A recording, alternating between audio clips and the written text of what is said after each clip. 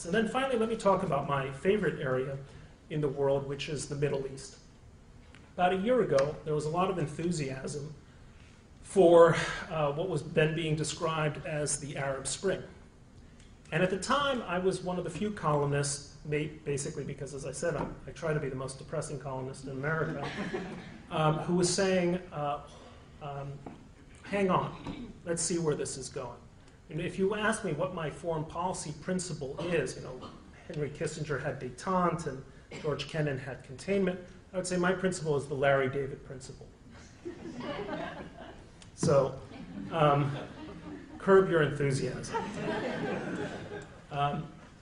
So what we're now witnessing, as I think I expected, was that the Arab Spring, which supposedly was heralding this new period in which the old autocratic Arab order was giving way to a much more prosperous, freer, progressive, more tolerant future for the Arab world, is actually being transformed into an Islamist winner. The Islamists won big in parliamentary elections in Egypt. They swept them in Tunisia. Hezbollah effectively controls the parliament of Lebanon. Turkey has been in the hands of an Islamist government for the past 10 years. This is not freedom and progress. This is a new kind of despotism.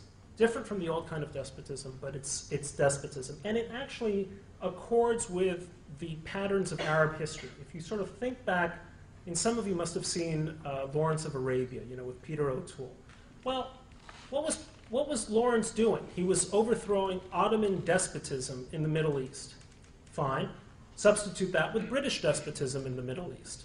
Well, that's then overthrown in a series of Arab revolts against the Brits in Iraq and what was then mandated Palestine in Egypt and so on. And then you get guys like Nasser, and you get the Baathists and so on.